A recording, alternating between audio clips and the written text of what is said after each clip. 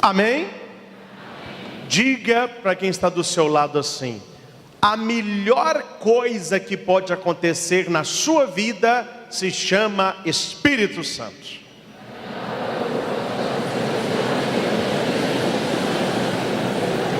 Ah, padre, eu não sei não. Eu não sei não. Se você ainda não sabe disso, é por isso que a sua vida está do jeito que está. É por isso que você ainda não chegou aonde você poderia chegar.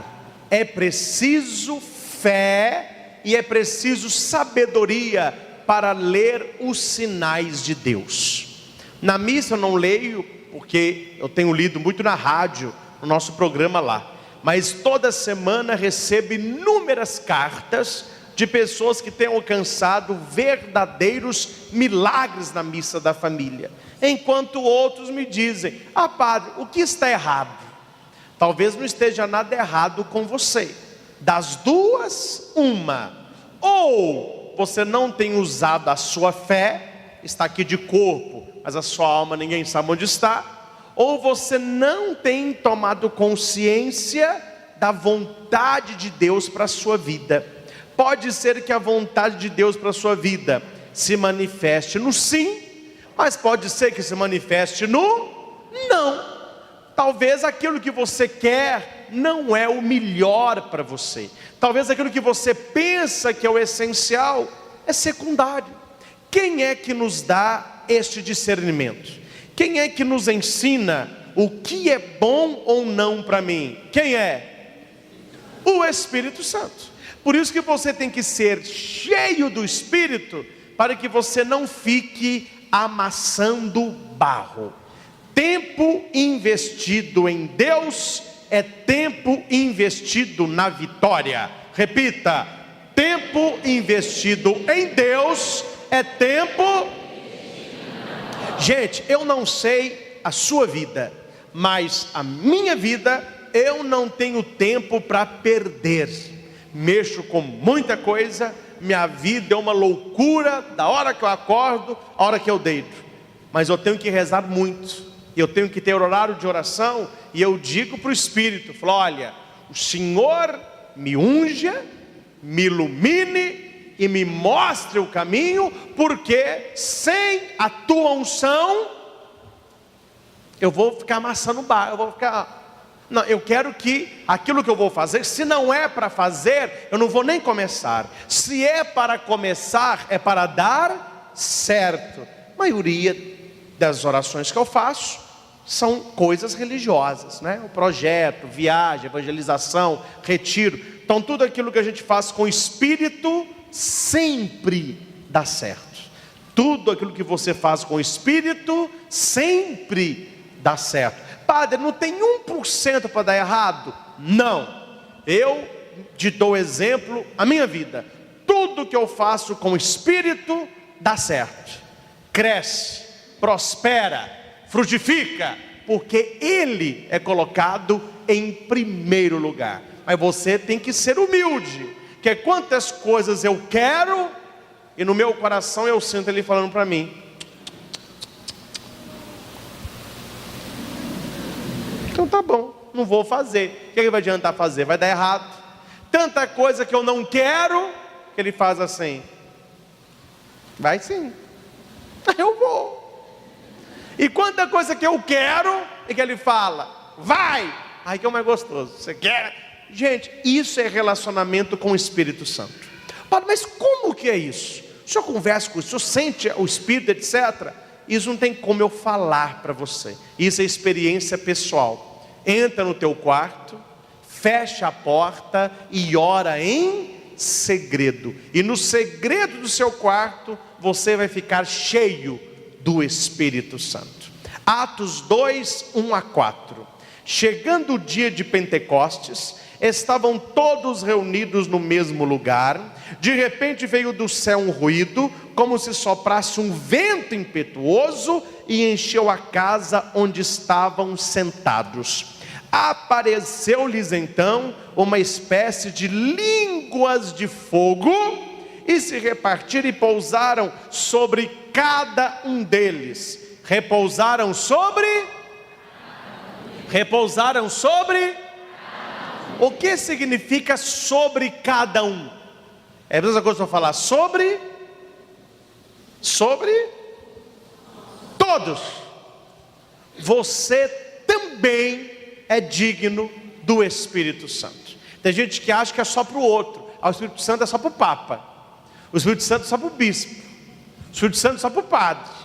O Espírito Santo é só para quem está do meu lado, na minha frente. Aqui mesmo não está respingando nada. Eu não estou sentindo nada. A leitura diz que repousou sobre cada um deles. Esse cada um, você está no meio. Ele repousa sobre você também. Agora, mas por que não acontece nada?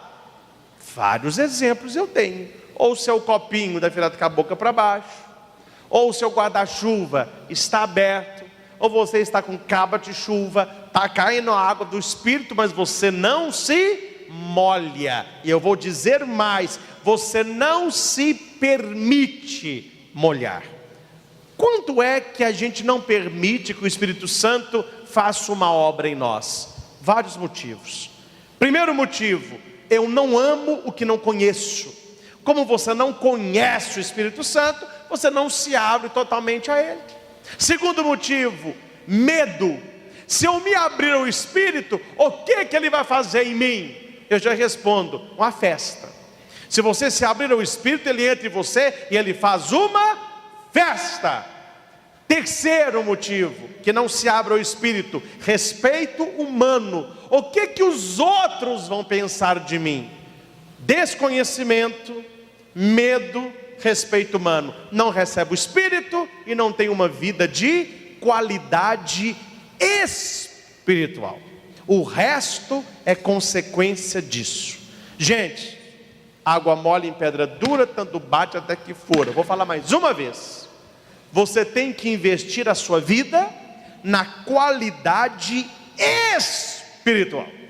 O restante vem por acréscimo. E olha que eu falo sem medo de errar, um dos poucos que bate nessa tecla. Tem gente que preocupa com muita coisa, o Espírito, coitadinho, fica para depois. Não, eu acredito que a nossa qualidade de vida passa pela nossa espiritualidade. Porque a Bíblia me diz que a porta que Deus abre, homem nenhum fecha. Então você não fica preocupado com os outros, você não fica preocupado com pessoas, mas você fica ocupado com Deus. Uma coisa é você viver preocupado com o que os outros vão dizer. Outra coisa é você ficar ocupado com o que o Espírito Santo pode te dar. E a vitória não está na primeira, está na segunda opção. Se ocupar do Espírito Santo. Desceu sobre cada um deles, e eles ficaram cheios do Espírito Santo. Eles ficaram? Eles ficaram? O que é uma coisa cheia? Qual que é outra palavra que eu posso dizer? Eu não quero falar cheio, eu falo o que? Eles ficaram o quê? Falou aí, completos. Uma coisa cheia é uma coisa. Você já notou que a gente nunca está completo? Eu quero isso. Aí você conquista aquilo. Agora eu quero aquilo. Você conquista aquilo. Eu quero aquilo. Você conquista aquilo. Eu quero aquilo. Você nunca está satisfeito com nada. Nada está satisfazendo a gente. Aí eu quero o celular. Toma um raio de celular. Passa 4 dias. Eu quero passear. Passei. Eu estou com vontade de comer isso. Come. Agora eu quero uma roupa. Compra. Meu filho, quando você vai ficar satisfeito? Nunca. Porque as coisas de fora para dentro nos dá uma falsa sensação de satisfação, mas é transitório. Você almoça, eu falo domingo, porque domingo a gente come um pouco mais, amém? Você não come, profetiza isso aí. A gente come e você fala assim: nó, eu não quero ver comida na minha frente nunca mais. Eu comi achando que o mundo vai acabar. Fica olhando uma pessoa que falou isso. Ela vai lá tirar a soneca, como comeu demais, né? Aí acorda ali para 3h30, 4 horas. Aí já acorda assim, aqui ó. Pouco é ruim. Tem um chá aí. Não, eu fiz um café, tem pão de queijo, desce. Comeu. Amém? As nossas satisfações, todas, elas são transitórias, menos a que o Espírito Santo nos dá. Eu tenho comigo uma mania, pode ser mania, mas eu tenho comigo essa mania. Eu não gosto e não celebro bem missa se eu não tomo banho antes. Que as roupas de padre, elas são um pouco quentes. E se você toma banho e vem, você vem fresquinho. Aí você celebra a missa com tranquilidade. Eu não aguento um dia todo de trabalho, de corre-corre, chegar suado e vamos celebrar. Eu não dou conta não. Eu me sinto mal. Só que quando eu tomo banho, eu me sinto limpo. Estou limpinho. O que eu vou fazer amanhã de novo? Tomar banho. E depois de amanhã? Você viu que é transitório? Estou por enquanto. Você está satisfeito? Você é feliz? Depende. Se você é feliz com pessoas, com coisas e situações, sinto muito lhe dizer, sua felicidade é por enquanto. Se você é feliz pelo Espírito Santo, a sua felicidade ela é duradoura. Padre, e na hora da tristeza? A felicidade vira paz. Na hora da tristeza, quem é cheio do Espírito Santo, tem tristeza? Tem, mas a alegria vira paz. Aí você passa pela tristeza, mas você não perde a paz. Isso é dom de quem? Do Espírito Santo. Vocês viram o jornal? Quem assiste jornal? Que esse ano nos Estados Unidos foi uma das maiores nevascas dos últimos 40 anos. Quem viu isso? Vocês viram isso? Mas nevou como nunca. Aí estavam lá os repórteres da Globo batendo queixo, mas mostrando para nós aquela neve.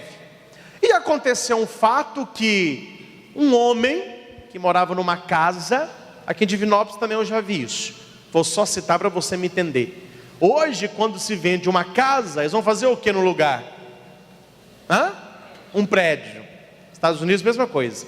Então tem aqueles lugares que tinham muitas casas. Eles compram as casas, tenta comprar mais para fazer grandes edifícios. Mas havia um homem que não quis vender a casa porque era da bisavó dele. Uma casa de madeira, uma casa muito antiga. Então aquele tanto de prédio e aquele vão. A hora que você olha, tem uma casinha no meio. Aqui em Divinópolis tem isso. Você vê que é tanto de prédio, tem uma casa. A pessoa não quis vender a casa, né? E a nevasca então encheu a janela dele de gelo. Ele saiu com aquele frio, com cachecol, com um martelinho, foi lá na janela, porque ele de dentro da casa não estava vendo o que estava lá fora, tudo jeito de gelo. Aí lá ele pegou o martelinho e ficou no gelo, tirando o gelo. O prédio da frente, um cara. Aí o cara falou com ele assim: oi! O que você está fazendo aí, cara? O que você está fazendo palpite? É o que está chovendo. Eu estou tirando o gelo da minha janela. Você vai quebrar o vidro. É só o gelo. Não é assim que faz não. Homem, cara chato. Como é que faz? Não se tira gelo por fora, se tira gelo por dentro. Entra na tua casa e põe fogo na lareira. Aquece a sua casa, que o gelo derrete. Qual que é a nossa casa? O nosso corpo. Qual é a nossa lareira? O coração. Você está frio por fora? Taca o fogo do Espírito Santo no coração, que o calor que derrete o gelo não é que vem de fora para dentro, é que vem de dentro para fora. Quando você está quente do Espírito Santo, o gelo do pecado não acumula sobre você. Quando você está cheio do Espírito Santo, o mal, ele não te pega. Quando você está cheio do Espírito Santo, os planos dos invejosos não derrubam você. Quando você está cheio do Espírito Santo, você vê o que a maioria não vê. Quando você está cheio do Espírito Santo, o seu sofrimento faz você crescer. Quando você está cheio do Espírito Santo, Deus é contigo e mexeu com você, está mexendo com Ele. Entre aspas, a gangue do Todo-Poderoso. É assim que a coisa é assim que a coisa funciona, meu irmão. Esteja com Deus e Deus estará com você. Esteja com Deus e Deus estará com você. Gente, quantos dias os apóstolos viveram com Jesus? Quem sabe? Vamos fazer uma pergunta mais fácil, amém? Quantos anos? 3 anos. Quantos dias tem um ano? Então soma mais ou menos 3 anos, vai dar mais ou menos quando? 1000 dias. É 1000 e pouquinho. Vamos colocar 1000. Tirando ali o deserto um pouquinho, tirando assim, quando ele foi crucificado. Vamos arredondar para 1000. Quantos dias os apóstolos conviveram com Jesus? Quantos dias? Responda sem pensar. Você acha que se você convivesse com Jesus do seu lado durante 1000 dias, sua vida seria melhor? Sim ou não? Sim ou não? Não! E eu vou provar pela Bíblia. Vou provar. Tudo que eu falo eu provo na palavra. Gente, olha para cá. Você não conhece alguém. Você conheceu alguém agora. Aí você quer uma amizade com esta pessoa. Quanto mais você convive, significa que você mais conhece. Aí você passa a amar. Não se ama o que não. Então me responda, como que você sai dessa agora? Você falou sim. Sim. Se eu vivesse 1000 dias com Jesus, eu seria melhor. Então eu quero que você me explique por que os piores erros dos apóstolos, os maiores fora, não foram no início dos 1000, mas foram nos dias finais para completar os 1000 dias. E eu vou te citar vários exemplos. Foi no final dos 1000 dias que Judas traiu Jesus. Não foi lá no início, não, foi no final. Foi no final dos 1000 dias que Pedro o negou. Pedro o conhecia e negou 3 vezes. Foi no final dos 1000 dias que Tomé duvidou. Se eu não ver, o evangelho que você escutou hoje está no final dos 1000 dias. Você está chegando em Jerusalém. Jesus falou de amor, de perdão, de serviço lá. Aí vira os dois. Permita que eu sente à tua direita ou à tua esquerda. A Jesus, pelo amor de Deus, você não perguntou isso para mim não. Você está pedindo isso não. Estou falando de humildade, estou falando. Agora você quer poder? Foi no final dos 1000 dias que ele estava chegando em Jerusalém e teve que passar pela Samaria. Isso está em Lucas 9, 52 e 56. Tiago e João foram na Samaria arrumar uma casinha para Jesus ficar. Quem lê Bíblia sabe disso. Chegaram lá, nós temos uma pensão, um quarto aí, é para Jesus ficar. Aos samaritanos. Vocês estão indo para onde? Para Jerusalém. Está cheio, tem quarto não, tem casa não. Não tem lugar para vocês aqui não. Por quê? O samaritano não combina com o judeu. Por isso que tem aquela parábola, o bom samaritano. O judeu não ajudou, quem foi que ajudou? O samaritano. Só que os samaritanos não quiseram acolher Jesus. Falou, não tem lugar aqui não. Aí Tiago e João chegaram perto. Gente, olha a cabeça de Tiago e João. Chegaram perto de Jesus. Jesus, eles não quiseram te acolher não. Jesus, o senhor quer que a gente reza para Deus mandar bola de fogo para acabar com aquele lugar? Jesus, não, você não falou isso não. Pelo amor de Deus. Gente, toca, cadê as trombetas do Apocalipse? Gente, eu falei para vocês a vida toda, perdoa quem te ofende. Se der um tapa numa face, mostra outra. Se te pedir a túnica, tá um manto. Se pedir para andar 1 quilômetro, anda 2. Ama o inimigo. Agora vocês me veem com essa, para tacar fogo no samaritano que não quis me receber. Olha, não sei de que espírito sois. Isso está em Lucas capítulo 9, versículo 53. Não sei de que espírito sois. Gente, olha para o padre e responde. Quem é cheio do Espírito Santo deseja maldade para os outros? Quem é cheio do Espírito Santo pede para Deus pesar a mão no outro? Tem gente que bate peito igreja e pede. Oh meu Deus, faça justiça com aquela mulher, aquela vagabunda. A oração da mulher. Ai meu Deus, ela caiu e torceu o cotovelo, torceu o tornozelo. Por que não quebrou a perna? Gente, não sei de que espírito sois. Jesus conhece o Espírito Santo. Esse outro espírito aí pode ser espírito de pouco, mas não é Espírito Santo. Quando Jesus olha para você, Jesus está olhando para você, está olhando para mim, e Ele vê o que a gente está fazendo, Ele fala: vós sois do Espírito Santo. Ou Ele fala: não sei que espírito sois. Pelo que o Senhor está fazendo, eu não sei que espírito está agindo em você. Não é o Espírito Santo. Um dia eu fui pregar num lugar de uma mulher muito animada, muito assim, quente e sorridente, muito assim, está me entendendo, né? À vontade. Caiu um cisco no olho dela. Aí quase que eu falei: minha filha, não sei que espírito sois. Ai, eu estou quente.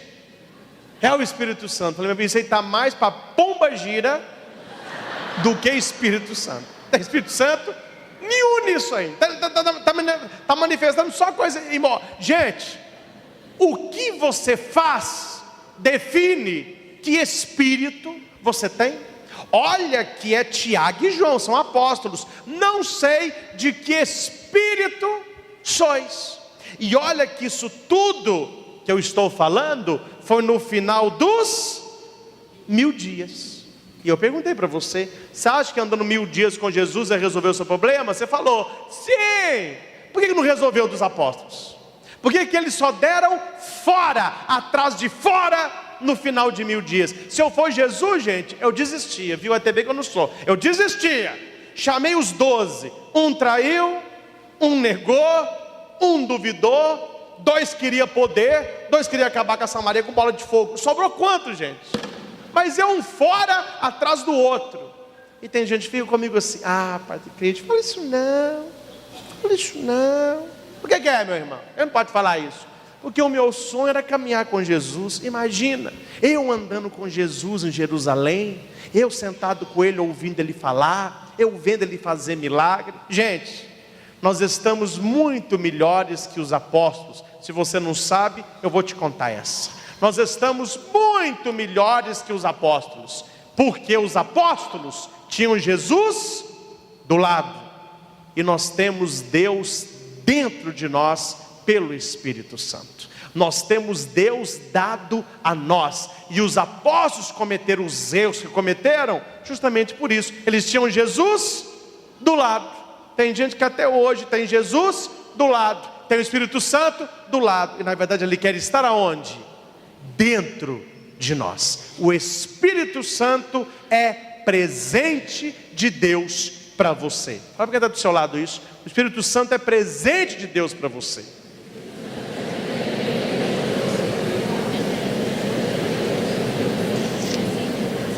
Amém? Quem conhece aqui lâmpada de gênio? O que é a lâmpada? Passa a mão assim. Você pode passar a mão, só não vai aparecer o gênio, né? Mas você sabe o que é a lâmpada do gênio. Tem gente que acha que o Espírito Santo é o gênio da lâmpada. É só fica passando a mãozinha assim, ó. Ô Espírito Santo, o que você quer, meu irmão? Eu quero um carro. Eu quero pagar minhas dívidas. Eu quero mais cabelo. Eu quero emagrecer. Eu quero colocar botox.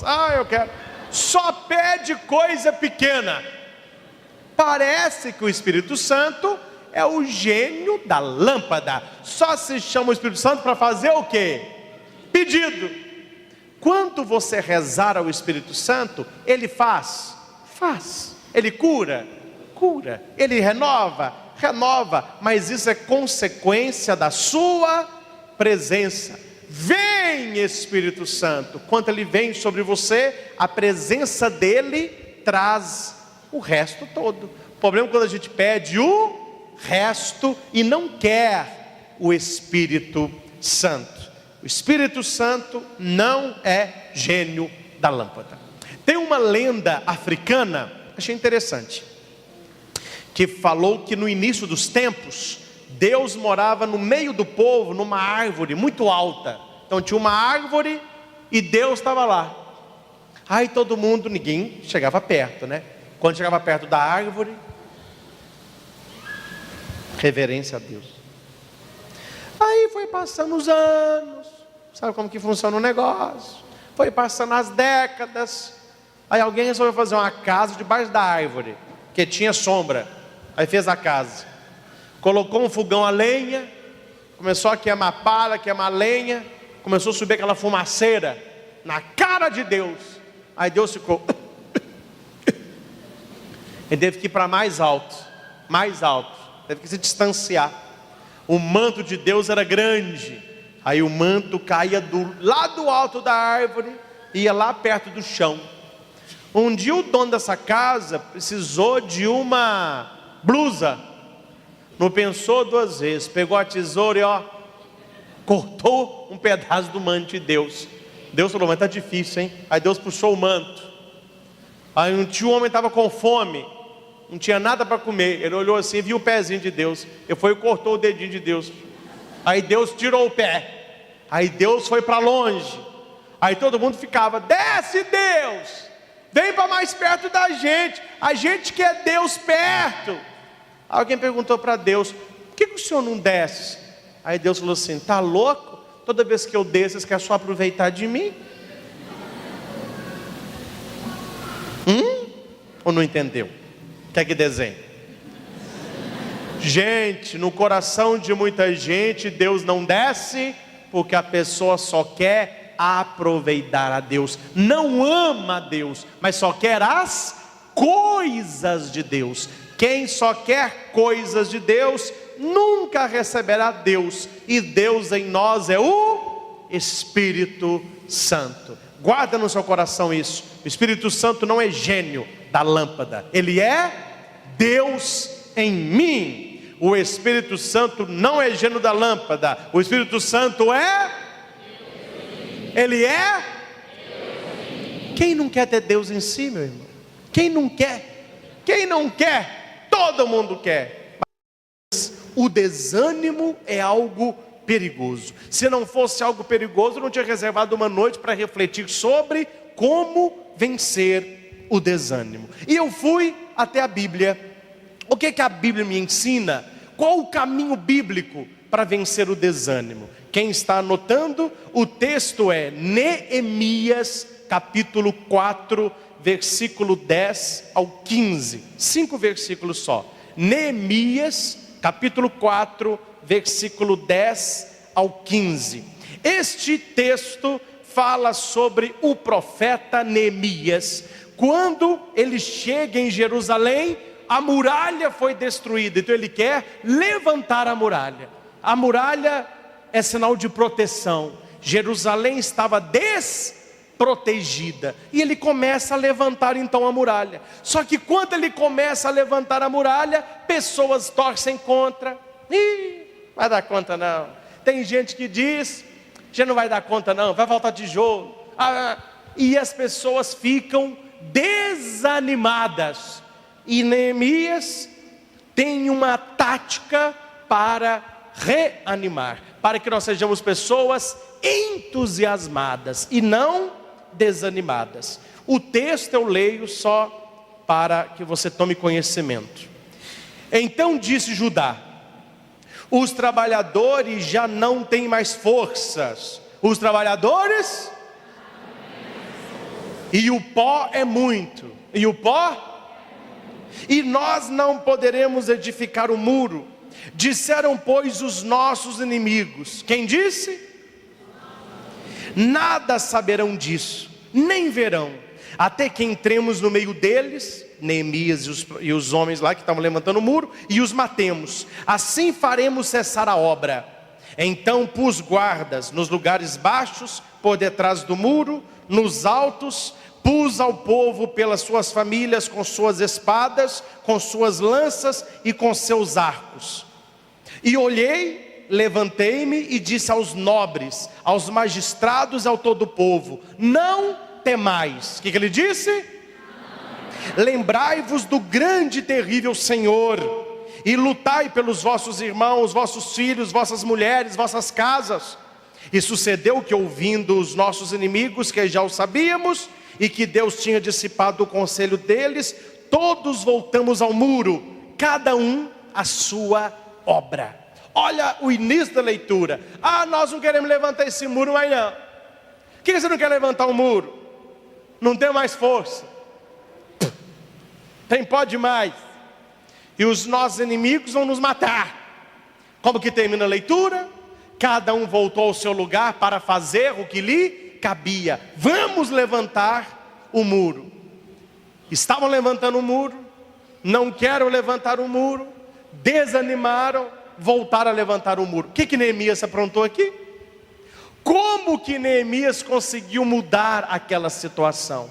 Talvez você tenha um namoro desanimado, talvez você tenha uma família desanimada, talvez você tenha um trabalho desanimado, talvez você esteja desanimado. O texto me aponta 3 razões para o desânimo e 3 razões para vencer o desânimo. Por que aquele povo de Neemias capítulo 4 está desanimado? Repita comigo. Primeiro, estão cansados, estão frustrados, estão com medo. Cansaço, frustração e medo. A pessoa fica desanimada. Corra com essas 3 coisas da sua vida. E vou citar a leitura para você me entender. Eles estavam cansados. A leitura me diz: os trabalhadores não têm mais força. A primeira causa da pessoa desanimada é a fadiga. Nós precisamos trabalhar, mas nós precisamos descansar. Descansar é necessário. A pessoa cansada, ela não rende o que poderia render e ela acaba ficando. Quantas pessoas eu atendo na minha sala? Padre, me dá uma benção. Não estou aguentando meus filhos, não estou aguentando meu marido, não estou aguentando meu trabalho. Eu falo: calma lá, o Brasil é nosso. Me responda uma pergunta só antes de eu te orientar. Fala, padre, fala, manda lá. Quanto tempo tem que você não descansa? Quanto tempo tem que você não tira férias? Quanto tempo tem que você não viaja? Todos. Ai, padre, essa palavra nem está no meu dicionário. Por isso que você está desanimado. Não está aguentando filho, não está aguentando trabalho, não está aguentando barulho, não está aguentando nada. Porque você não tem mais força, você está fadigado. Aquele povo desanimou porque eles estavam cansados. Repita alto: descansar não é pecado. Descansar é necessário. Amém? O padre também, viu? Tem gente que joga pedra nos padres. Cadê o padre? Não pode falar a verdade não, tem que mentir. Ele está na reunião, ele está rezando, aí está pregando retiro. Se falar não, ele está descansando, ele está num sítio. Vagabundo esse padre, hein? Savadinho, onde ele está? Me fala. Gente, todo mundo precisa. Gente, se Deus descansou, e nós? Deus fez o mundo em 6 dias, no 7º, precisa.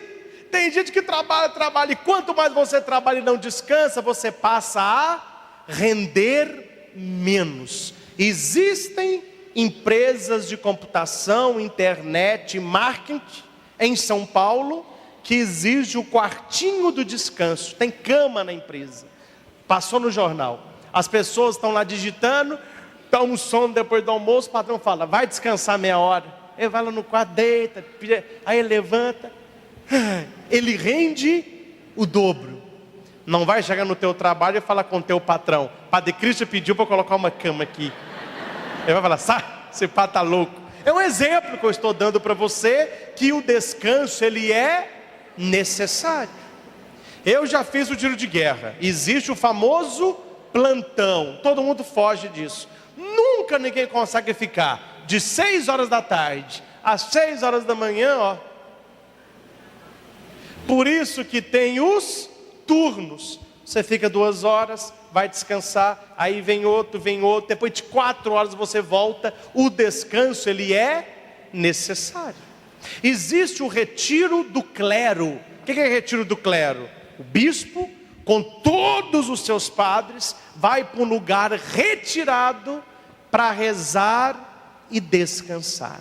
Todo retiro que nós vamos, os bispos falam: eu trouxe vocês aqui para duas coisas, para rezar e para descansar. Todo pregador fala no início do retiro: padres, eu conheço vocês, tem muita gente que trouxe na bolsa, trabalho de paróquia, palestra, larga isso, reserve esses dias para você rezar e descansar. Jesus disse para os discípulos: vinde num lugar à parte para descansar um pouco. Quem não descansa acaba desanimado. Segundo ponto, eles estavam frustrados. Eles estavam ainda muito pó, tem muito entulho. O que é entulho?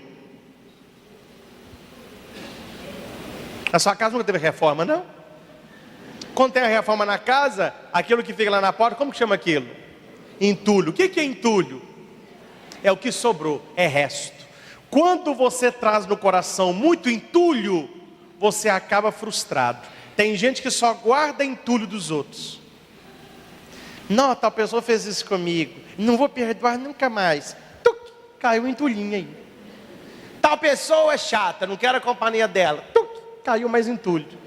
No fim, meu filho, tem pó demais, tem entulho demais. A pessoa fica frustrada com os outros, acaba frustrada com ela mesma e acaba desanimado. A segunda causa do desânimo é a frustração. É a pessoa que guarda muito entulho dentro de si mesma. Terceira causa é o medo. Qual que é a terceira? E a primeira? Cansaço. E a segunda? E a terceira? Você pode, depois isso aí é bom, pessoal que não vai muito à missa assim, não entende esse negócio, você pode dar o show, lá no seu trabalho, eu estou tão desanimado, você fala: olha, você está desanimado por 3 motivos, ou é frustração, ou você está cansada, ou você está com medo. Como você sabe? Não aprendi isso. Eu vou te ajudar. São as 3 causas principais. Nossos inimigos diziam, é o versículo 11, pessoas ficam desanimadas porque elas têm medo. Não fale, mas pense. Você tem medo de quê? Medo de morrer. Tem gente que tem medo de morrer. Medo de ficar doente. Medo de perder a pessoa que ama. Medo de perder filho. Tem gente que falou: não, padre, eu tenho medo de ficar cego. Tem gente que tem medo de ficar cego. Não, padre, eu tenho medo de altura. Eu tenho medo. O seu medo, ele te deixa desanimado. Aquilo que você gosta te deixa animado. É a mesma coisa. Tem gente que não gosta de avião. Vocês viram que caiu mais um. Não gosta de avião. Aí a pessoa falou assim: vamos na praia? Vamos. Mas esse ano nós vamos de avião. Peraí, que data que é mesmo? Vamos, entendeu? Quando a pessoa tem medo, a tendência dela é ficar desmotivada, desanimada e abandonar isso. Uma frase que eu achei muito legal: não desanime, muitas vezes é a última chave do molho que abre a fechadura. Não é isso? Acontece comigo muito isso. No escuro, você vai... Por que é sempre a última, hein? Me responda, meus irmãos. Por que quando some uma coisa na nossa casa, é o último lugar que a gente procura que a coisa está? Eu nunca entendo isso. Eu quero um livro, é sempre o último. É interessante. Então não desanime, a chave que você procura está ali. Quem põe a primeira e desanima, jamais abrirá. Gente, eu conheço pessoas que não conseguem conviver com gente desanimada, porque aqui para nós é dose. Viver com gente desanimada não é mole não. Tudo a pessoa, eu não sei o nome, quem lembrar aí pode me falar. É um desenho animado, é um cachorrinho. O cachorrinho só fica assim: céus, terra, é um desânimo. Vocês já viram? É um cachorrinho, não é? Céus, ó terra. Eu falei, cachorrinho. Tinha um homem que falou comigo, Paulo, eu não aguento gente desanimada. Eu gosto de gente animada. Eu gosto de gente que sai, que passeia, que vive, que pratica esporte, que vai à missa, que gosta de rezar, mas que gosta também de fazer coisas para ser feliz. E esse homem, meu irmão, estava num dia de estresse, e ele estava na fila do elevador. Olha quem estava, uma irmã de caridade, uma mulher, bem assim, violão, na frente dele um homem desanimado, e ele, como não sabia ficar quieto, começou a puxar assunto. Que bom que choveu, hein? Tanto faz. Aí ele, cara, você não sabe quem está mexendo. Você trabalha nesse prédio? Mas eu estou querendo sair, tá ruim. Você pratica esporte? Só de você falar eu já fiquei cansado.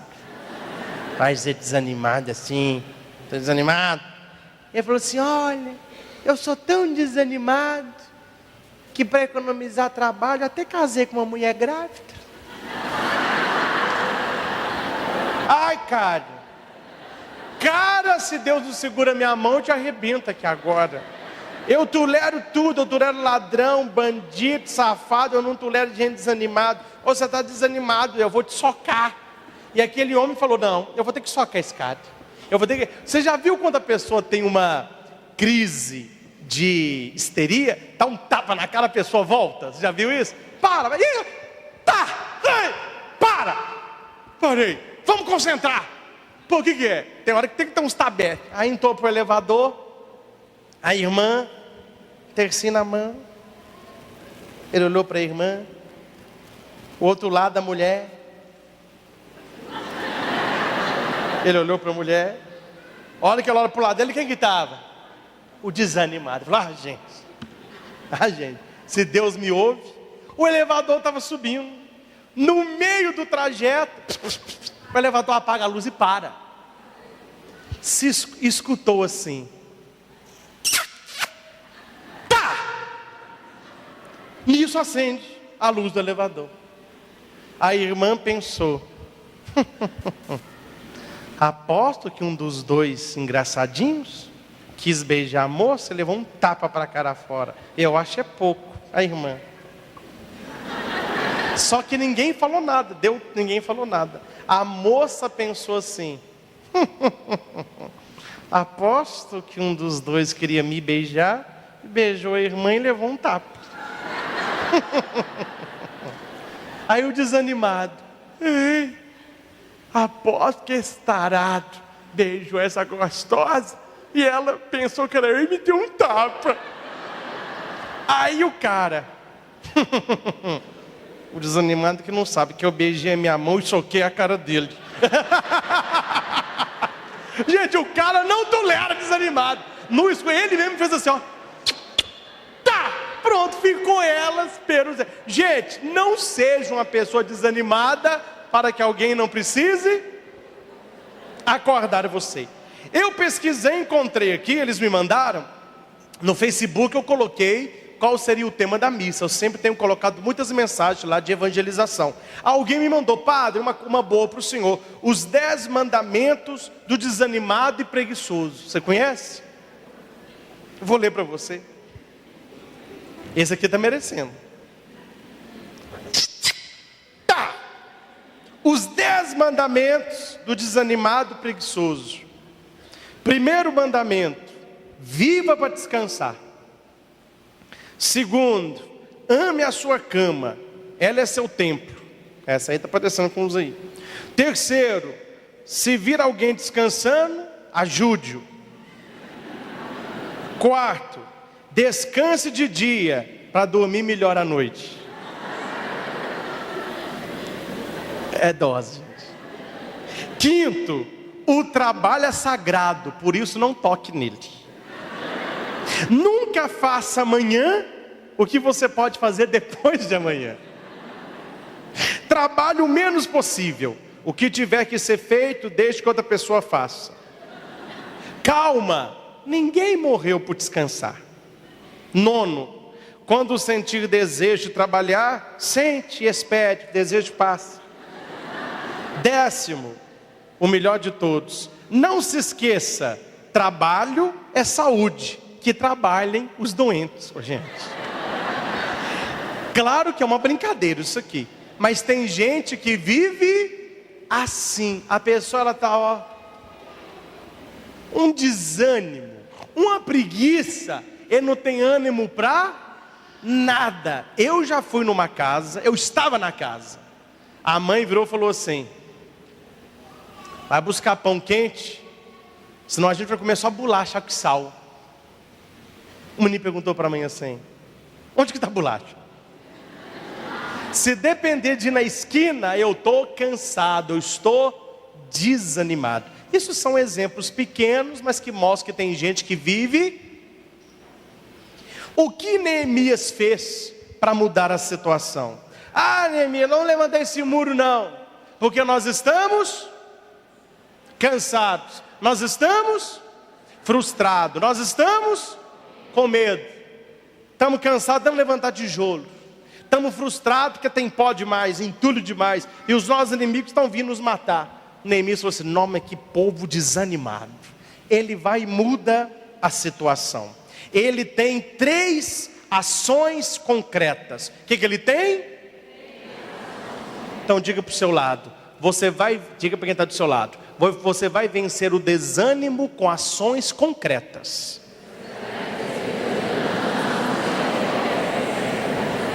Ai, estou desanimado. Eu queria tanto estar animado. O que muda o desânimo não é o que você fala, é o que você faz. Toda pessoa desanimada fala e não faz. Se você quer ser uma pessoa de ação, uma pessoa que sonha, uma pessoa que faz, uma pessoa que conquista, 3 princípios para você. Primeiro princípio, repita: princípio da reorganização. É o versículo 13.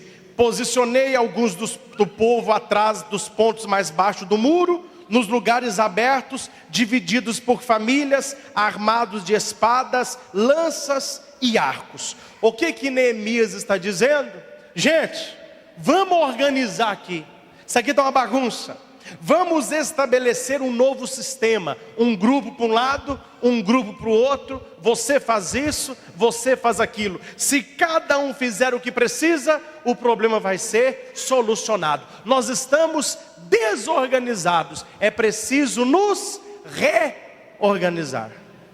É o primeiro princípio para você sair do desânimo. Reorganize a sua vida. Eu não conheço você, mas você sabe da sua verdade. Tem muita gente que tem uma vida desorganizada. Desorganizada em todos os aspectos. Desorganizada na sua vida familiar, uma desorganização. O seu quarto é uma desorganização. O seu guarda-roupa, o seu armário. Eu sempre aprendi uma coisa no meu tempo de estudo com a professora de etiqueta, chamava Madame Maria Mercedes, era irmã de Dom José. Ela sempre falava: a organização externa reflete a organização interna. Quem é organizado para fora é organizado para dentro. Quem é desorganizado para fora é desorganizado. Tem gente que não tem horário para nada. Tem gente que não tem horário para comer, não tem horário. Reorganize a sua vida profissional. Reorganize a sua vida de lazer. Reorganize a sua vida financeira. Tem gente totalmente desorganizada na vida financeira. Está devendo, não está sabendo como que vai pagar, mas não para de comprar. Não pode ver uma sandalinha, neném quer. Não pode ver uma coisa, neném. Filho, falta na sua vida reorganização. O que falta? Reorganize a sua vida. E eu não estou falando para todo mundo que você está fazendo coisa errada. Tem muita gente fazendo a coisa errada, tem muita gente fazendo a coisa certa do jeito Talvez você está fazendo a coisa certa. Você está ajudando aqui, você está ajudando na sua casa, trabalha. Você está fazendo a coisa certa. Mas talvez o modo que você está fazendo está... Então você não tem que mudar a coisa, você tem que mudar a maneira. Talvez não é o casamento que está ruim, é a maneira que você se coloca que está ruim. Talvez não é a sua família que está ruim, é a maneira como você lida com as coisas que não é a maneira correta. Ficamos desanimados quando fazemos a coisa certa da maneira errada e não chegamos às conclusões. Livre-se dos entulhos. Tira do seu coração tudo aquilo que é pó demais, poeira, entulho. Segundo princípio, reconsagrar-se a Deus. Qual é o segundo? Nós já somos consagrados a Deus pelo batismo. Para você sair do desânimo, você tem que se reconsagrar, oferecer de novo a Deus. É o versículo 14. Não tenham medo deles, lembrem-se que o Senhor é grande e terrível. Quando você se consagra a Deus, não tem como você ter uma vida desanimada. Eu não estou sozinho, Deus está. Tudo concorre para o bem daqueles que amam a Deus. Tudo concorre para o bem. Pode ser melhor. Tudo concorre para o bem. O que é tudo? É tudo. Tudo é tudo, gente. Você foi repreendido, você ama a Deus, concorre para o seu bem.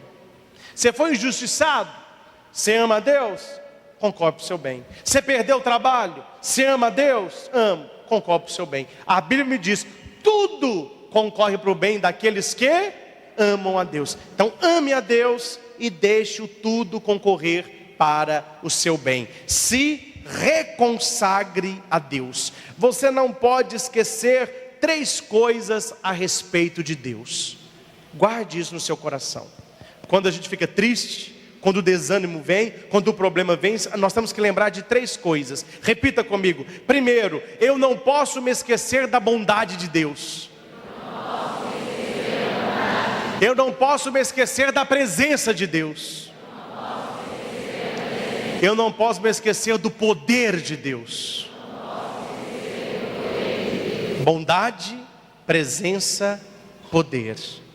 Bondade. Lamentações 3, 22 a 24. Texto maravilhoso. Pregação precisa ser só sobre isso. Quem está anotando, anote, leia e reze na quaresma isso aí. Lamentações 3, 22 a 24. Olha que maravilha.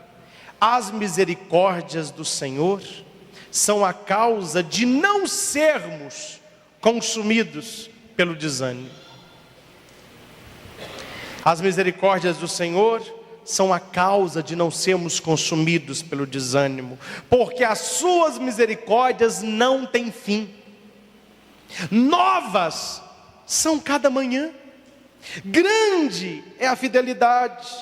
A minha porção é o Senhor, diz a minha alma, portanto esperarei nele. Quem confia na misericórdia de Deus, quem espera em Deus, quem confia em Deus, não tem uma vida desanimada não. O desânimo, você corre com ele. Eu preciso lembrar que Deus, Ele é bom. É bom para quem? Para mim. Deus é bom para mim. Deus é bom para minha família. A bondade de Deus eu hei de ver na terra dos viventes. Segundo, eu não posso esquecer da presença de Deus.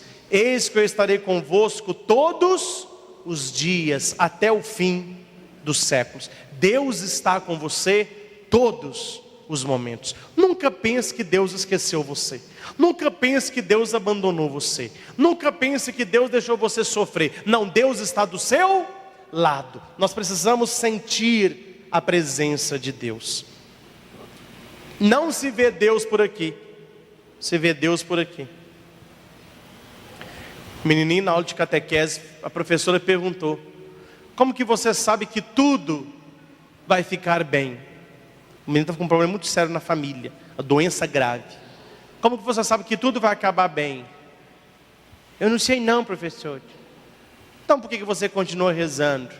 Eu não sei não. Eu sinto. Saber é aqui, sentir é aqui.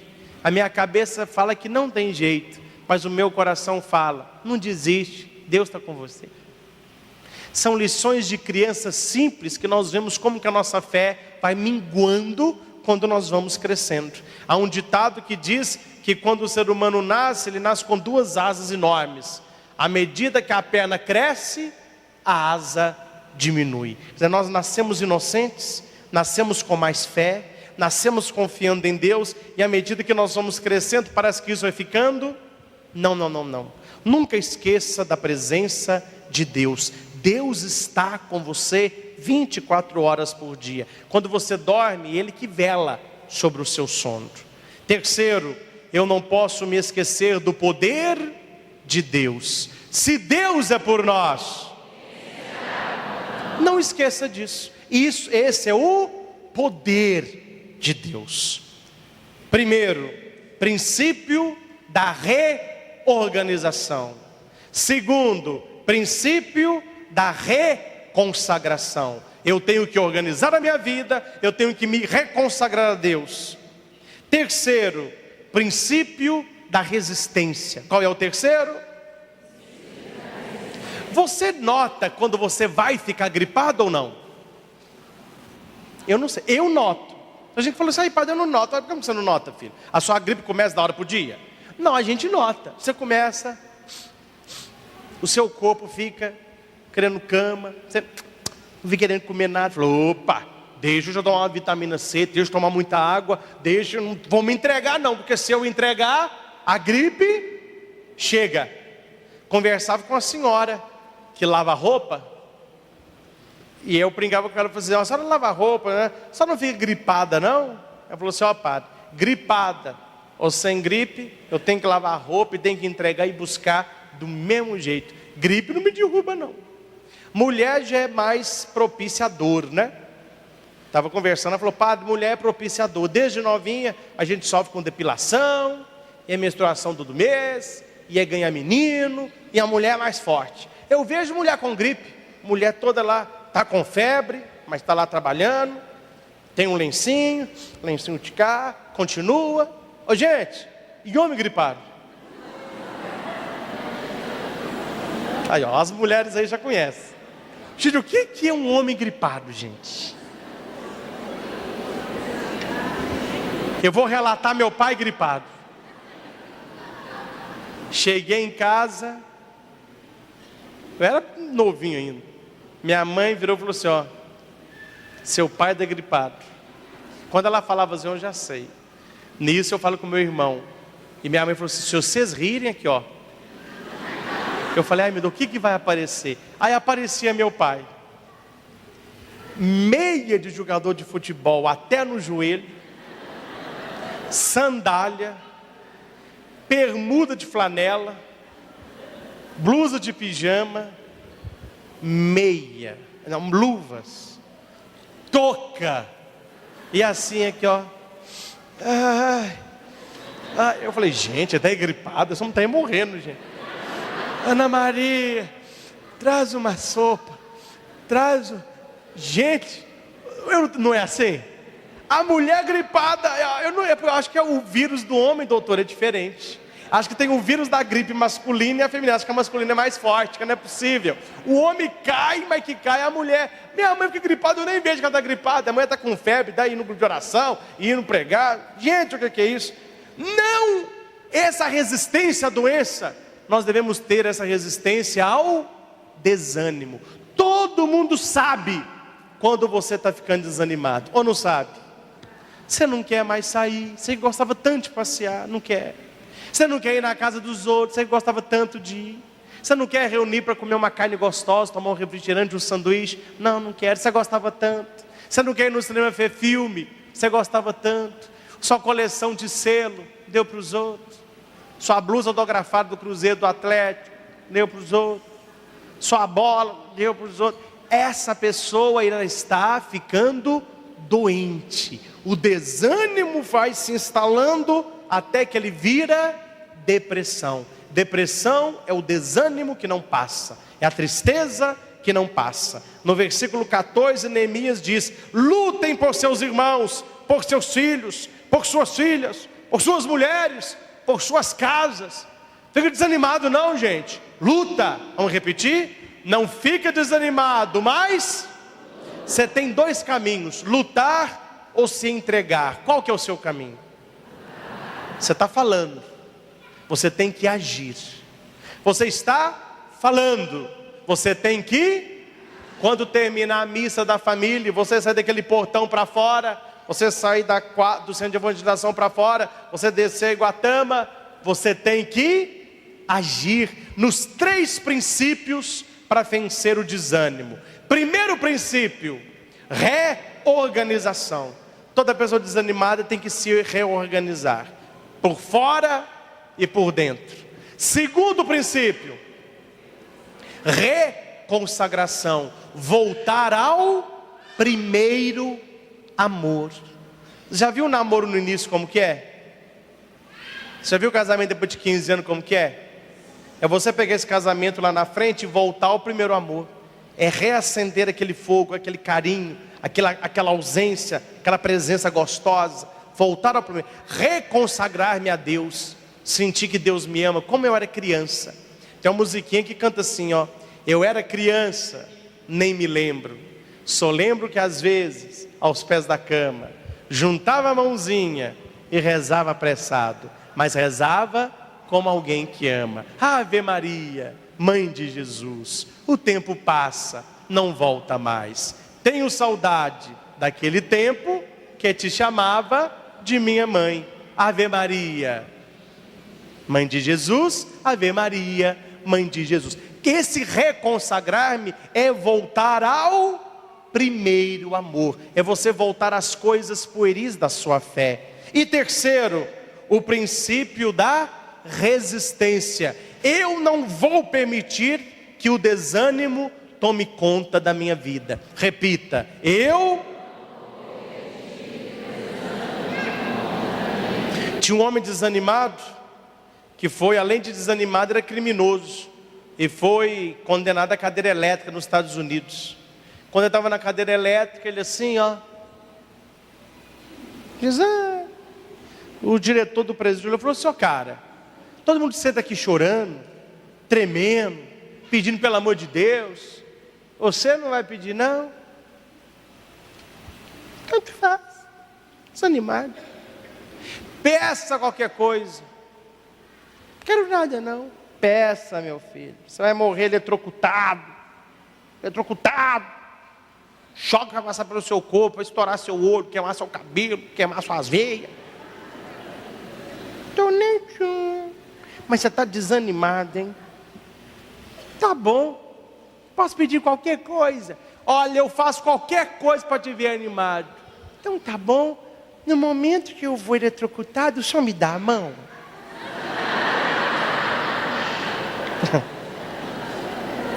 Olha, meu filho, é todos menos esse, né? Todos menos esse. Meus irmãos, guarde na sua cabeça Salmo 118, repita. É um salmo enorme, salmo grande.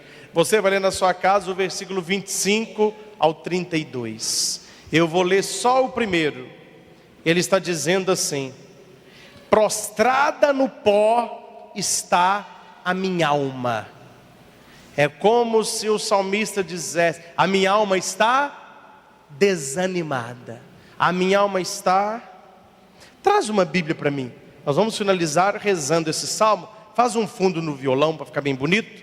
Não está aqui não, mas eu acho que vale a pena a gente ler esse pedacinho, que é um salmo maravilhoso e que muita gente não conhece. Nós temos que ir na Bíblia para encontrar essas coisas. A minha alma está desanimada. Eu estou cansado. Senhor, reanima a minha vida. Vamos pedir isso? Senhor, porque a minha alma está desanimada.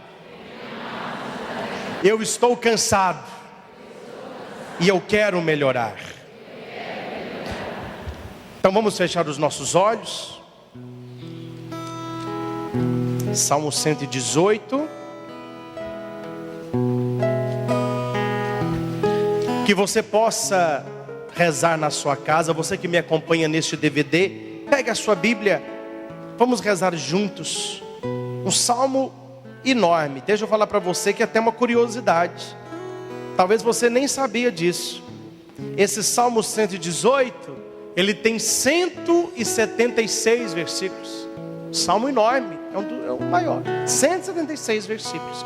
Nós vamos ler o versículo 25 ao 32. Feche os seus olhos e eu vou ler devagar para a gente rezar. Você vai repetir isso em silêncio. Quando eu falar assim, a minha alma está prostrada, você vai em silêncio falar, é a minha alma, Senhor, sou eu, para que esse salmo possa ir curando você. A minha alma está prostrada sobre o pó, a minha alma está desanimada. Dá-me a vida segundo a tua palavra. Sim, Senhor. Quantas vezes pessoas pensaram em morrer, em suicídio, em abandonar seus sonhos, seus projetos. Dá-me a vida segundo a tua palavra. Senhor, eu te expus os meus caminhos e tu me atendeste. Ensina-me os teus estatutos, ensina-me as tuas leis, para que eu não pegue a estrada perigosa do desânimo. Instrui-me no caminho dos teus preceitos, e meditarei nas tuas maravilhas. A minha alma derrama lágrimas de tristeza. Quantas pessoas estão tristes aqui hoje, por causa da perda de um ente querido, perda de um trabalho, perda de um sonho. A minha alma derrama lágrimas de tristeza. Fortifica-me, Senhor, segundo a tua palavra. Você que precisa disso, põe a mão no seu coração e fala para Jesus: fortifica-me, Senhor, segundo a tua palavra. Afasta-me do caminho do erro, afasta-me do caminho do mal, afasta-me do caminho do desânimo, do caminho da frustração, do caminho do cansaço. Afasta-me e concede-me o favor da tua lei e do teu amor. Eu escolhi o caminho da verdade. Eu escolho hoje de novo, Senhor, o caminho da verdade. Propus-me os teus decretos. Estou intimamente abraçado com aquilo que tu queres para a minha vida. Senhor, não permitais que eu seja enganado, não permitais que eu seja confundido, não permitais que eu seja ludibriado.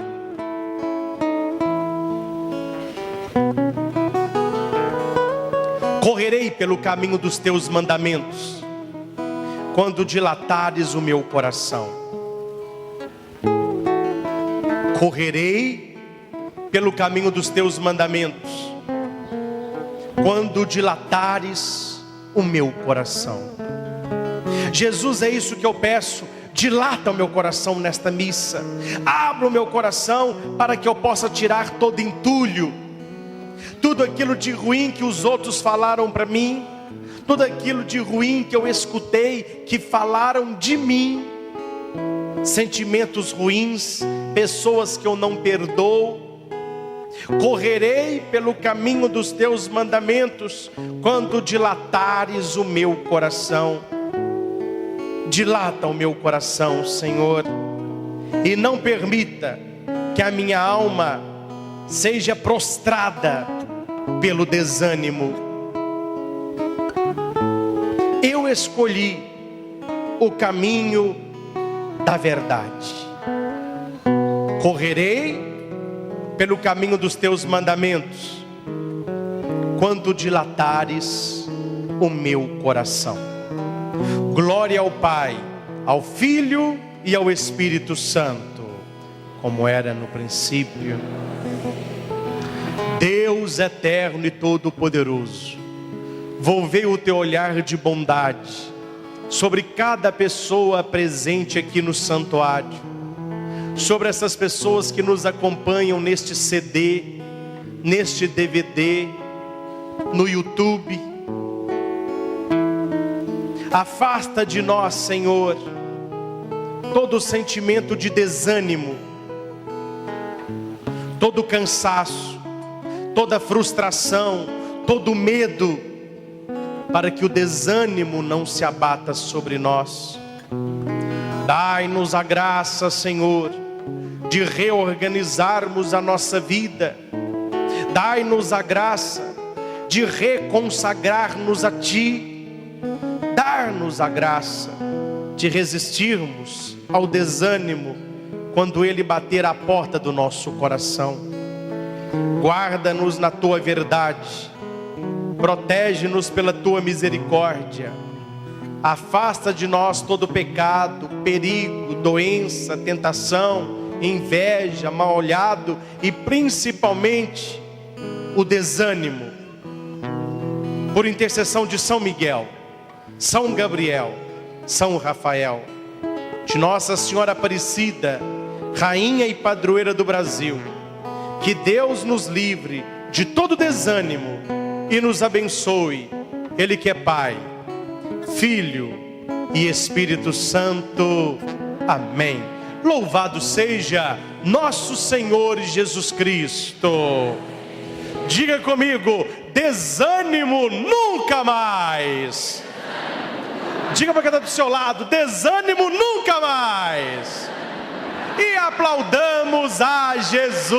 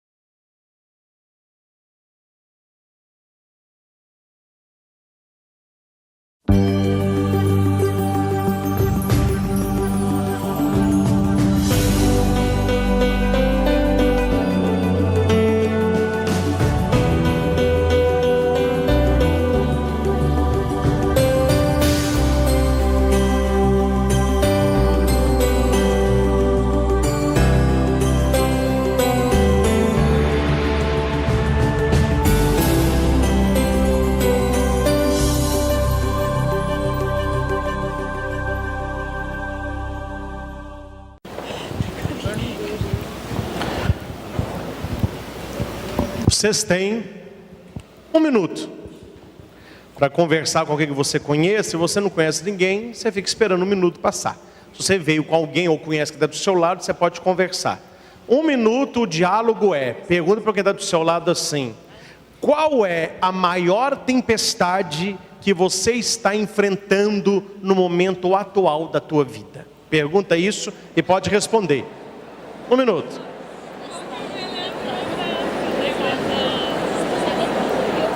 Está enfrentando a tempestade? Hã? Está uma bonança. A minha está uma bonança, não tem tempestade. Sim.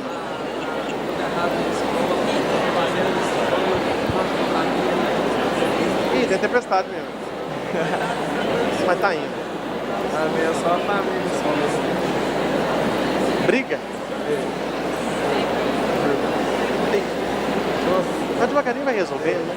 Antes era pior, agora melhorou demais. Vai. Ele é mais velho que você? Mais velho.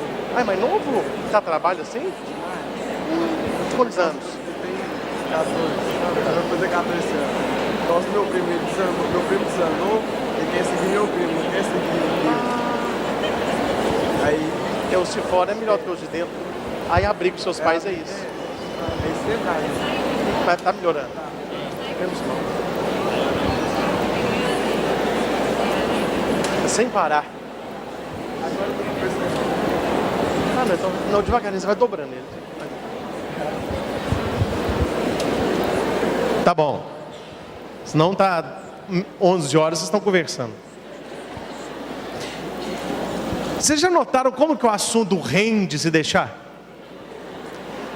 Quem não tem tempestade, das duas uma, ou está alienado ou está mentindo. A tempestade faz parte da vida. Vamos repetir? O problema não é a tempestade. O problema é onde você se encontra e com quem você se encontra. Por isso que o tema de hoje, aprendendo com as tempestades da vida. As tempestades da vida não são para nos destruir, elas são para nos ensinar. Só que só tem um problema: a gente só aprende depois que a tempestade passa. A hora que você está no meio da tempestade, você quer o quê? Que ela acabe. Só que ali há um aprendizado. Eu já falei isso com vocês antes, eu vou só repetir para a gente guardar as 4 leis espirituais da Índia. Vou pregar sobre isso, só para a gente lembrar que eu já falei isso aqui. Primeira lei: pessoa que chega na sua vida é a pessoa certa, seja ela qual for. O que te acontece é a única coisa que poderia te acontecer. Tudo começa quando tem que começar. Tudo termina só quando termina. Não começa antes e nem termina antes ou depois. Se você está no meio de uma tempestade, por que ela não acabou? Porque você não aprendeu tudo que deveria aprender com ela. Quanto mais rápido você aprender com o momento, mais rápido o momento passa. Quanto mais você reclamar da tempestade, mais chuva virá. Então nós devemos, ao invés de ficar colocando as coisas fora de nós, nós devemos nos integrar à vida, nos integrar ao universo, nos integrar com tudo aquilo que nos acontece, porque a Bíblia vai dizer em Romanos 8:28, tudo concorre para o bem daqueles que amam a Deus. Quando a Bíblia diz tudo, é tudo, coisas boas e coisas... Nossa, vocês não aprendem, hein? É cabeça dura, hein? Já falei aqui que não existe coisas ruins. Não existe coisas ruins. Existem coisas boas e coisas não boas. Por que elas não são boas ainda? Porque eu não entendi por que ela aconteceu. Tudo concorre para o meu bem, então existe coisas boas e não boas. Um dia eu vou entender que o não bom foi bom para mim. Só que eu não tinha capacidade no momento de absorver o bom que veio disfarçado de tempestade. Se tudo concorre para o bem daqueles que amam a Deus, você tem que pôr a mão na consciência, olhar você no espelho da vida e responder para si mesmo: se as coisas que me acontecem, se nem todas as coisas que me acontecem está me tornando uma pessoa melhor, estão concorrendo para o meu bem, onde que está o defeito? O defeito está na porca da parafuseta. E como se chama essa porquinha da parafuseta? Amor. A Bíblia diz que tudo concorre para o bem de todos. Não, daqueles que... Então eu não tenho que preocupar com tudo correndo bem para mim. Eu tenho que me preocupar em amar a Deus. E nós fazemos o contrário. Quanto é que nós mais amamos a Deus? Quando tudo está indo bem para mim. Eu conheço gente que por causa de um problema na vida não vem mais à missa, não reza mais em casa, está brigado com Deus, que na cabeça dela é: Deus, eu amo a Deus quando tudo vai bem para mim. Se tudo não vai bem, eu não amo a Deus. O versículo é o contrário. Eu tenho que amar a Deus para tudo concorrer para o meu bem. O que é tudo? Agora vocês aprenderam. Coisas boas e coisas... Esse é o tudo. Tudo concorre para o meu bem. Existem, meus caros, 3 tipos de tempestades, existem vários tipos, eu peguei 3 tipos de tempestades na Bíblia: a tempestade da desobediência, a tempestade sem Cristo e a tempestade com Cristo. São as 3 que existem. Uma tempestade que eu atraio para a minha vida, uma outra tempestade que eu deixo Cristo ineficiente na minha vida, Ele está comigo mas não fede nem cheira, e outra tempestade quando Ele não está comigo. Primeiro texto, Jonas. Vocês já leram o livro de Jonas, tem que ler o livro todo para você entender, um livro muito simbólico, fala sobre um profeta, vou resumir a história bem, chamado Jonas. Deus diz para Jonas para ele ir a Nínive e pregar a conversão. Nínive é uma grande cidade. Jonas não acredita que a palavra de Deus se cumpre, então ele foge de Deus e vai para Tarsis. Tarsis chega do lado oposto de Nínive. Só que a palavra diz que tudo concorre para o bem daqueles que amam a Deus. E amar a Deus é igual a obedecer a Deus. Quando é que um filho mostra em atitudes que ama os pais? Quando eles respeitam e obedecem.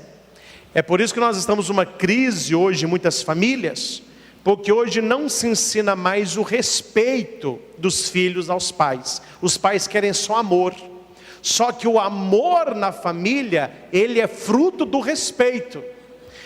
Na nossa geração, da educação nossa, que nascemos na década de 70, 80, meados da década de 90, qual era a educação?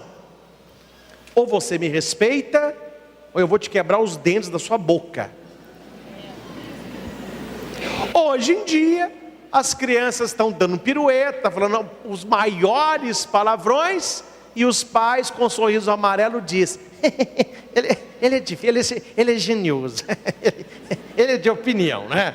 De pequenininha já tem, chutou a canela do papai, que bonitinho, não é? Na nossa época é hoje, nessas décadas de educação, a educação era rígida, o respeito era exigido, e veja como os filhos amavam os seus pais. Hoje não se ensina mais respeito, as crianças estão livres, leves e soltas. O problema é quando eles chegam na idade adolescente, não há nem respeito e nem amor. É filho fazendo o pai doente assinar promissória para pegar dinheiro no banco.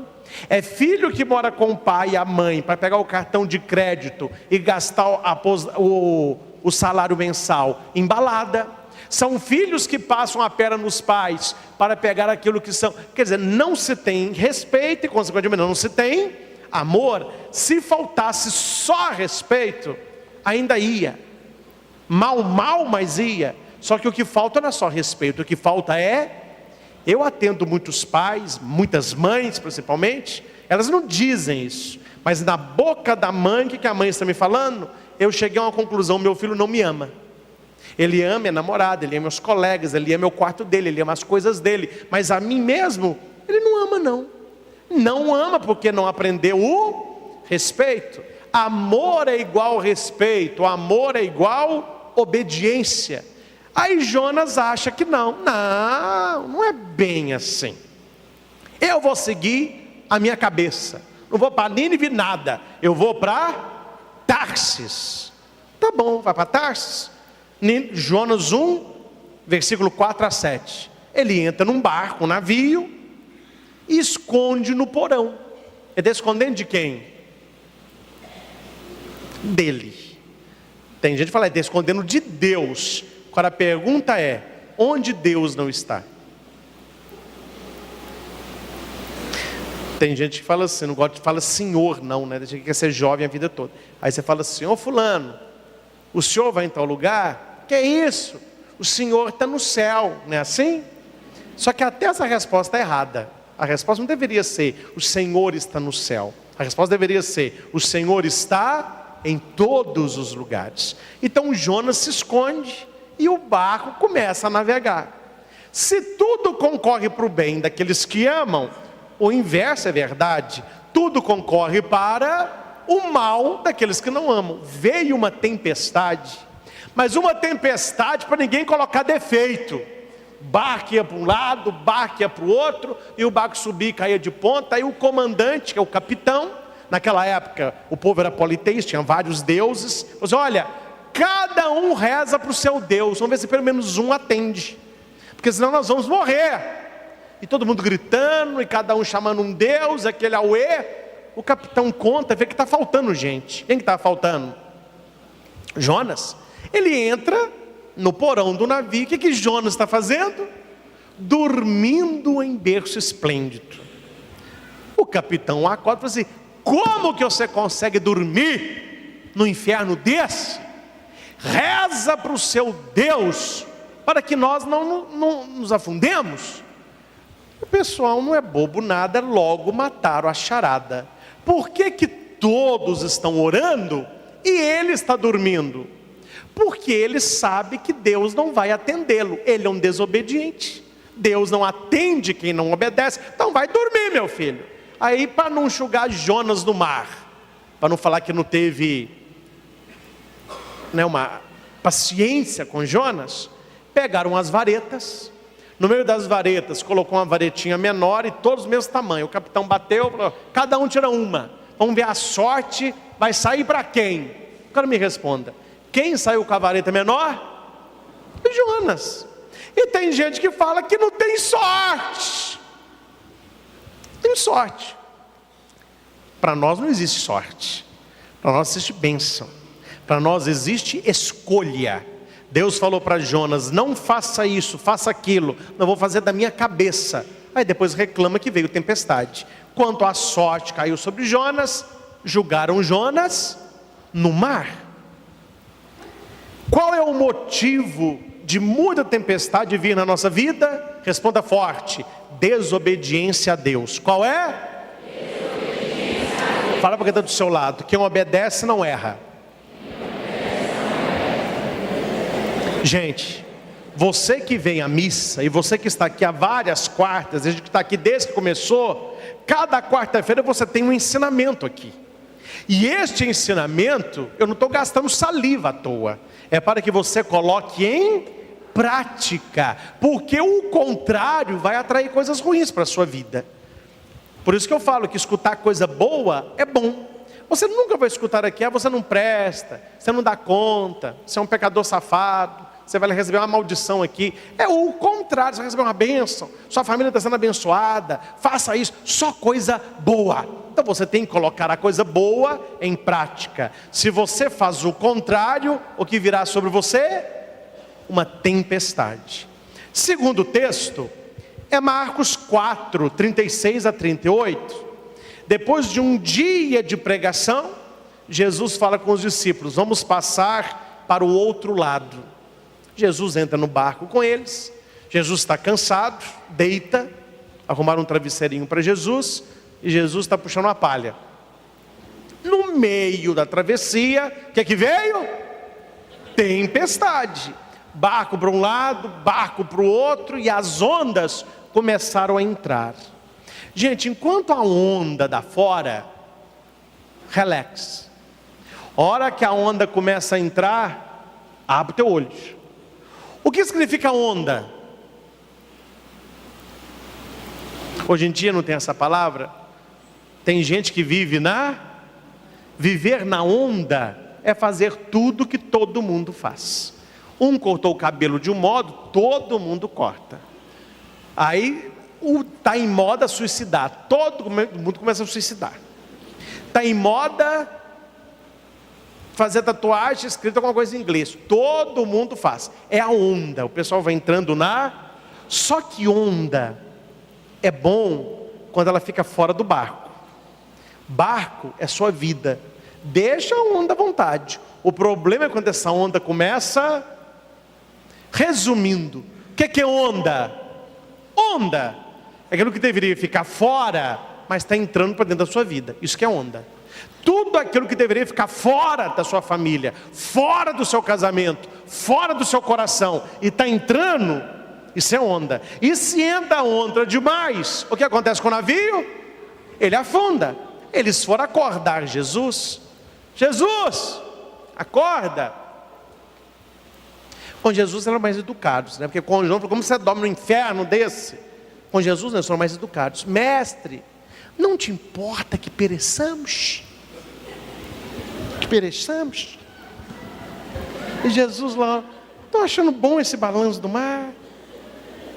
Está até meninando. Você sabe que tem muito plágio. Tem gente que fica plagiando as coisas. Então a música que canta por aí, eles falaram que foi nesse momento que Jesus começou a compor.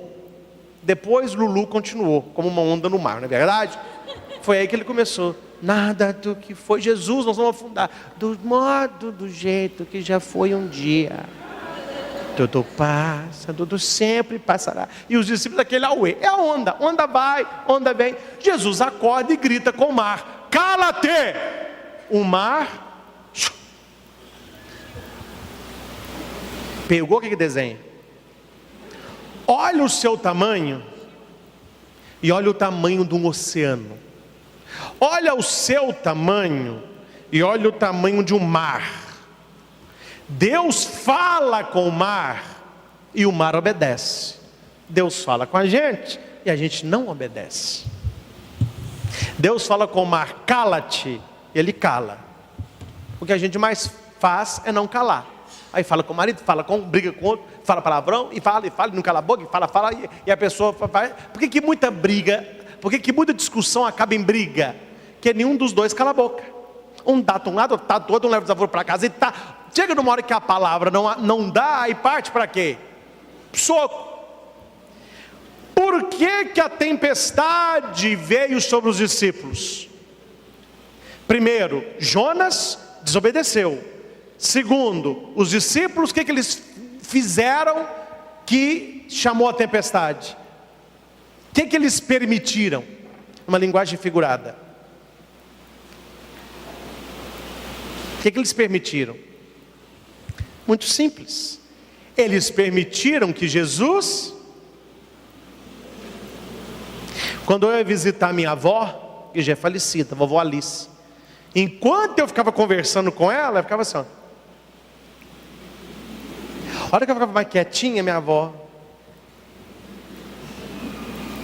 eles deixaram Jesus dormir.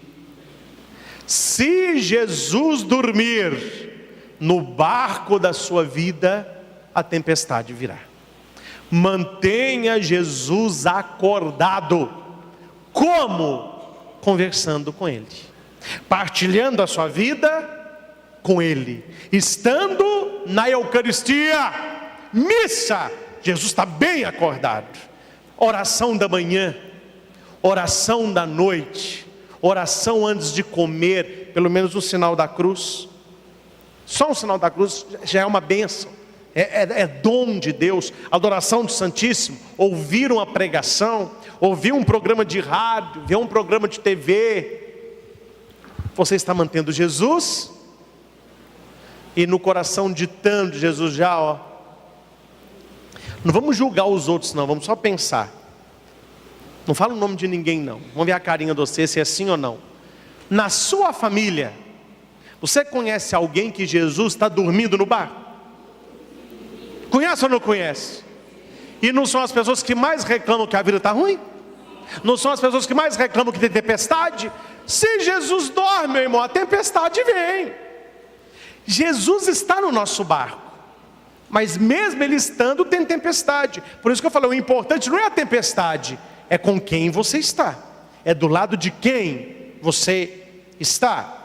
Terceiro e último texto, Mateus 14, 22 a 24. Jesus multiplicou os pães, os discípulos juntaram nos cestos, e Jesus falou com eles assim: passa para o outro lado. Eu estava lendo esse texto em casa, e um verbo que me chamou a atenção, eu fui estudar lá num livro de exegese portuguesa. Logo em seguida, Jesus insistiu com os discípulos para que entrassem no barco. Por que ele insistiu? Quando é que você insiste com alguém? Quando a pessoa não quer. Aí Jesus falou assim: entra no barco e passa para lá. O senhor não vai não? Não. Entra no barco. O senhor não vai não? Não. Entra no barco. Ah, mas o senhor... Pedro, Judas, entra no barco, gente. Vai. Tem hora que Jesus está no teu barco. Tem hora que Ele manda você entrar no barco, ir, porque se aprende remar remando. Se aprende a andar de bicicleta, quando eu fui andar de bicicleta a primeira vez, meu pai foi me ensinando a andar de bicicleta vendo televisão. Falou comigo assim: eu vou te ensinar. Você sobe na bicicleta, senta no banquinho. Bicicleta é que andar, você ficar com ela parada, você cai. Ela é andando que ela fica em pé, entendeu? A vida é igual a bicicleta, você parou, você cai, mantém em movimento. Você vai pedalar, você sabe, põe o pé no pedal e só rodar aquilo ali. E você vai, aquele guidãozinho ali, o chifrinho dela, você vai puxando o chifrinho para onde você quer. Puxou para cá, vai para cá, puxou para lá, vai para lá. Freio de trás, veio da frente. Não freio da frente, você cai de boca, veio de trás. Aí eu falei assim: não, mãe, acabei de aprender a andar de bicicleta. Aí eu fui andar de bicicleta. Eu não sei o que aconteceu, alguma coisa meu pai não ensinou. Enquanto estava na grama em volta da casa, mas a Calói fez um sucesso. Vocês lembram? Não esqueça da minha Calói. Era uma Calói que eu tinha. Aí ficou rodando. Eu falei com o meu irmão assim: Samuel, tá de memória gordinho? Oi. Tá muito pai isso aqui, não tem emoção nenhuma. O Samuel, então vamos fazer o seguinte: tem uma estrada de terra no sítio, tem uma estrada de terra ali que tem uma descida, ali você pega uma velocidade. Eu falei: então tá. Tadinho do Samuel, que dó, ele era pequenininho. Fica, Samuel, lá embaixo, que eu vou descer. Se eu não der conta, você me segura. Ele falou: pode ir que eu seguro. Cabeça de menino. Tadinho do meu irmão gordinho, desceu a rua, até que chegou lá embaixo, todo cheio de poeira. O gordinho falou assim: pode vir. Taca-lhe palma no velho. Taca-lhe pau. Aí subi na bicicleta, eu senti que eu não estava com controle, mas o meu pai me ensinou. Eu falei: não, vai com tranquilidade. Aí era só para vocês entenderem, o morro fazia assim, tinha um sítio, aí tinha uma descidinha, tinha essa subida e descia. Só que lá embaixo ele fazia assim, e virava. O meu pai não me ensinou a virar, eu só andava em linha reta. Eu falei: não tem problema, a hora que eu estiver no fim, freio. Meu irmão, eu aprendi a andar de bicicleta. Aquele bichinho desceu o morro numa velocidade. A hora que o meu irmão viu eu vindo, ele foi o primeiro a sair correndo. E eu falei: Samuel, fica aí. Aí ele viu que meu filho, eu fui com peito lá no farpato, mas arrancou blusa com peito, com arame, com toco, acabou com a bicicleta. Eu lembro que em mim deu um arranhão fundo, eu cheguei todo ensanguentado. Ai, não teve que estar ponto não, mas eu lembro até hoje, doendo, tendo pus, misturou com terra, aquela confusão. E meu pai falou assim: achei que você tinha aprendido a andar de bicicleta. A minha mãe naquela época, hoje não, que ela é tapache. A minha mãe era nervosa, ela quando ficava nervosa, o cabelo dela fazia assim, A hora que meu pai falou comigo assim, meu pai é uma calma, né? Olha, Cristian, achei que você tinha aprendido a andar de bicicleta. Minha mãe: Emílio. O meu pai falou: o que foi, Ana Maria? Se eu fosse você, eu calava sua boca. Quer dizer, foi tudo culpa sua. Não é assim que ensina o menino a andar de bicicleta. Mas depois desse tombe do susto, aí a gente aprende na marra, né? Porque criança aprende. Aí depois, gente, tem coisa que se aprende fazendo. Remar numa tempestade, não adianta Jesus falar com os discípulos: vem cá, eu vou ensinar como que vocês remam numa tempestade. Ia ser igual eu com bicicleta. Falou assim: vão para outra margem. E Jesus sobe, e lá do alto do monte, ele está vendo os discípulos atravessando o mar de Tiberíades, ou lago de Genezaré, a mesma coisa, é um lago, só que é muito grande, chama mar, né? E tem muitas tempestades. Começou uma tempestade, a tempestade começa devagar, né? Os discípulos, não, enquanto está assim, tá bom. Foi piorando, e viu uma tempestade, e eles começaram a gritar, e nós vamos morrer, mas lá do alto do morro, quem é que estava vendo os discípulos? Jesus. Eles não viam Jesus, mas Jesus, este é outro ensinamento. Tudo o que acontece na sua vida, as tempestades que você está enfrentando, Jesus está...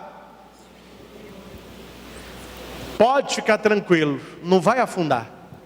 A hora que Jesus viu que eles estavam perdendo o controle, ele foi andando sobre as águas. Haverá um momento em que a sua tempestade vai acabar, porque Jesus vai entrar atuante na sua vida. Mas por que está esperando ainda? É que ele está vendo que você está dando conta de remar ainda. Você tem coisa para aprender ainda. Enquanto eu estava lá naquela uê, rema gente, rema. Um remando para frente, um para trás, que piada, né? O barco não é nem para frente, nem para trás. Jesus só olhando. E ele vai até os seus discípulos. E aqui vai dizer que o vento soprava contra eles. Eles querendo ir para frente, o vento soprando. Na Bíblia, quem é o vento? O Espírito Santo. Por isso que toda manhã, já ensinei aqui, você precisa acordar rezando a oração do Espírito Santo. Todos os dias. Vinde, Espírito Santo, enchei os corações dos vossos fiéis. Eu escrevi essa oração para a primeira pessoa, que eu acho que fica melhor. Vinde, Espírito Santo, enchei o meu coração. Eu que me considero um homem de fé, um homem fiel.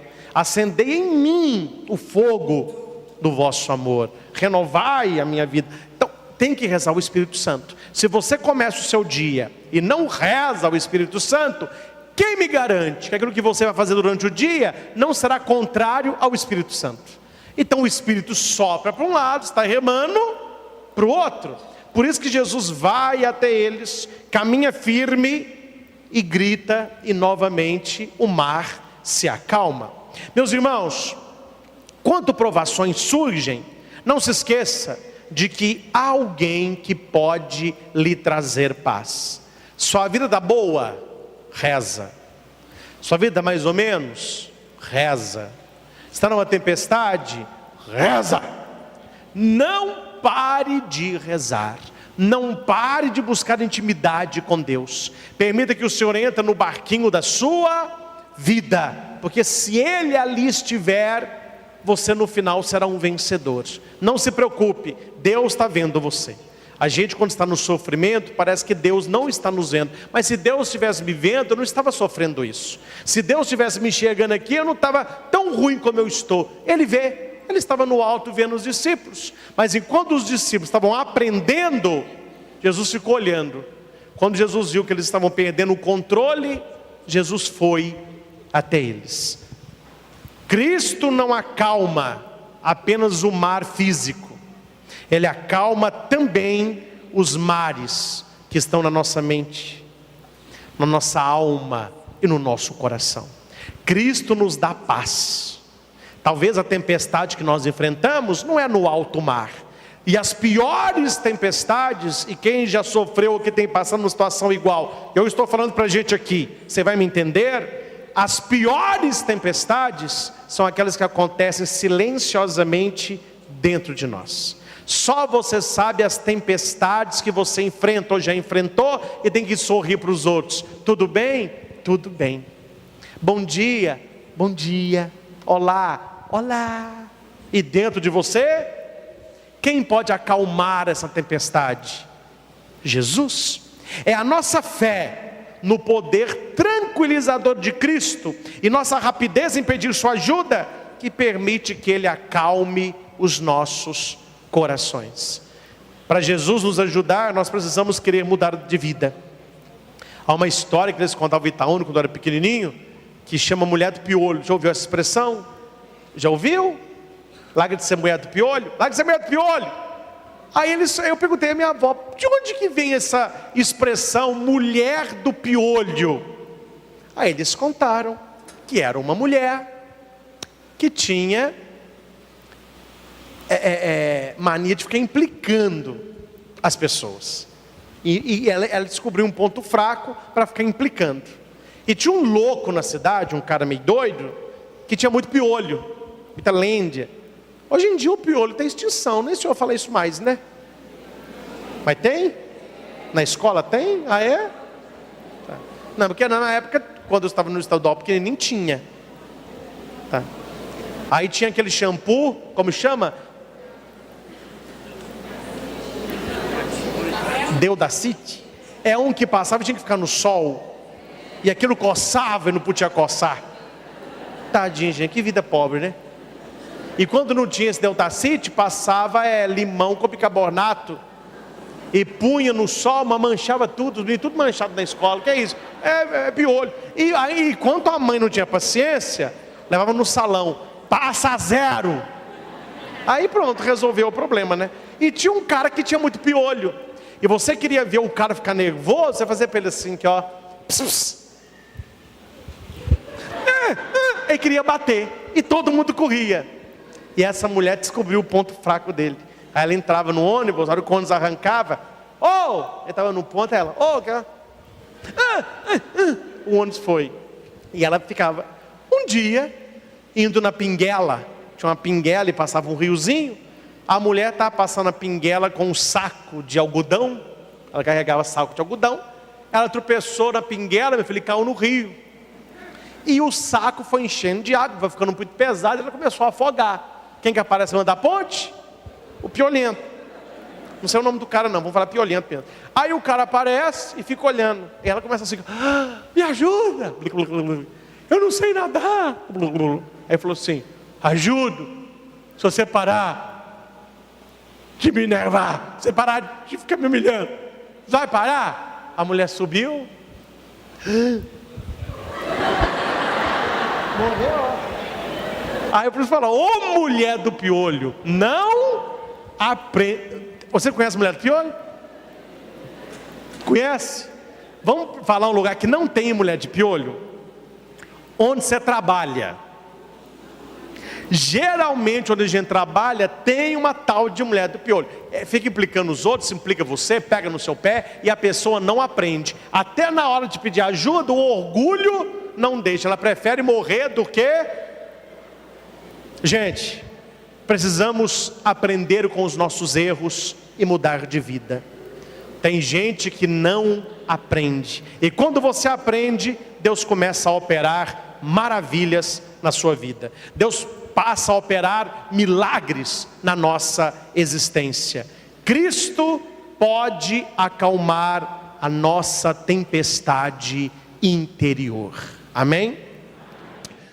Olá, eu sou o Padre Christian Shankar e você está no nosso canal de evangelização, Projeto Luz e Vida. youtube.com/Projeto Luz e Vida. Toda semana um novo vídeo para você. Curta, favorite, compartilhe, inscreva-se no canal. Acesse o nosso site christianshankar.com.br. Lá você encontra esta e outras pregações disponíveis em CD e DVD. É o projeto Luz e Vida, levando até você pregações que podem mudar a sua vida.